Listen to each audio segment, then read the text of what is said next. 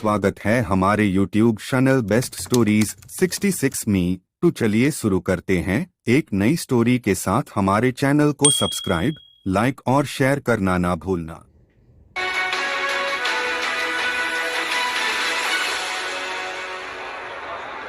Pimply राज्य में आज राजा भीमदेव ने अपने दरबार में एक वैचारिक सम्मेलन का आयोजन किया था, जिसमें पूरे भारतवर्ष के विद्यालयों के सबसे उत्कृष्ट विद्यार्थी भाग ले रहे थे।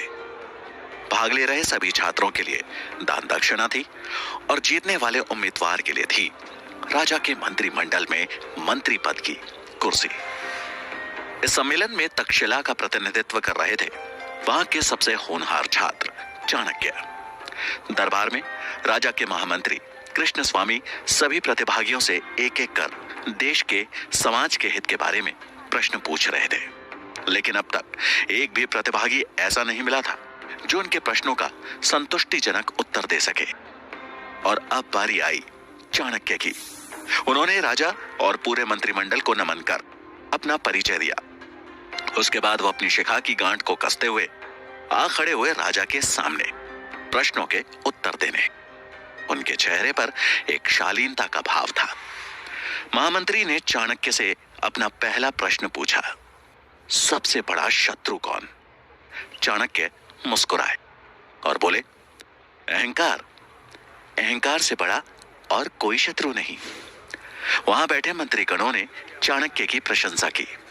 कृष्ण स्वामी ने अगला प्रश्न पूछा, सबसे बड़ा धन क्या है? चाणक्य बोले, विद्या। विद्या ही सबसे बड़ा और अनमोल धन है।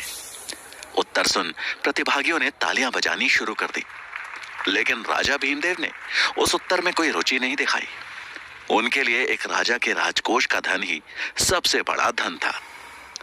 प्रश्नों की श्रृंखला को आगे बढ़ाते हुए महामंत्री ने तीसरा प्रश्न पूछा, सबसे बड़ा वीर कौन?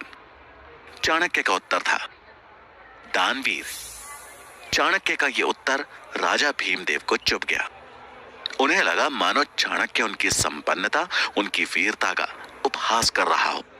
उन्होंने अपने क्रोध को काबू में करने के लिए राज सिंहासन को कस के पकड़ लिया। चाणक्य राजा की भावनाएं भांप गए, लेकिन बगैर किसी चिंता के भाव को उजागर किए खड़े रहे।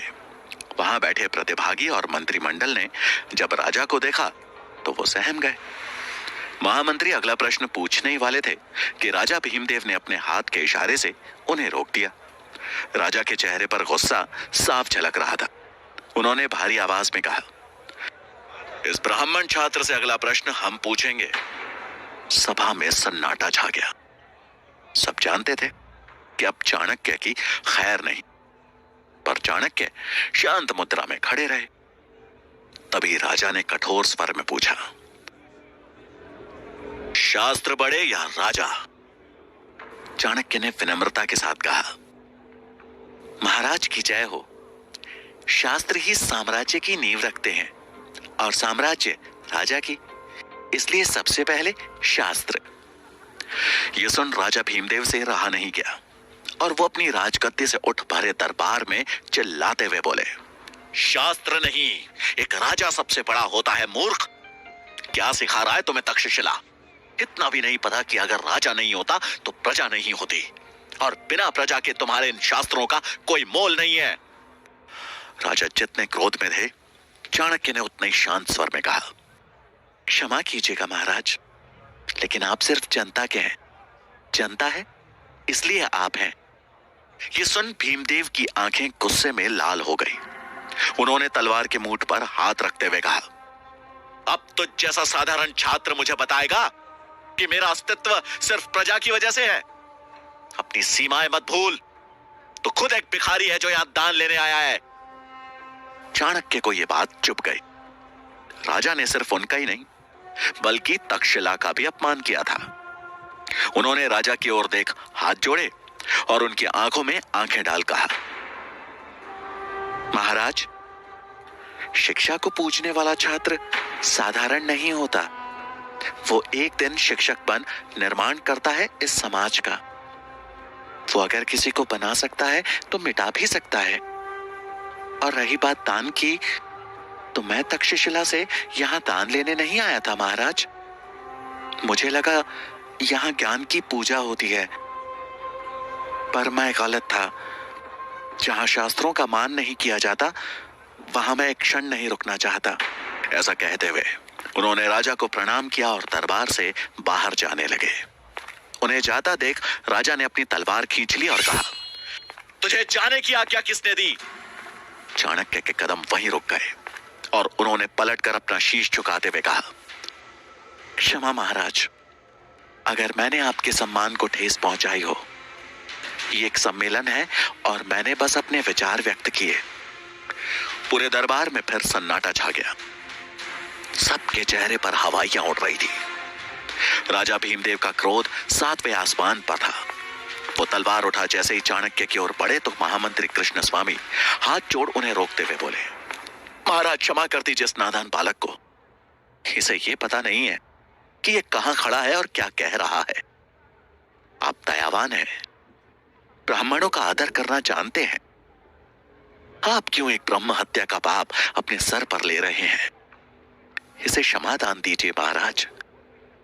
चाणक्य ने भी राजा और वहां उपस्थित सभी लोगों को नमन किया और राज दरबार छोड़ जाने लगे। उन्होंने जैसे ही मुख्य द्वार की ओर अपने कदम बढ़ाए, महामंत्री ने पीछे से व्यंग करते हुए कहा, एक बात और गांठ बांध लो।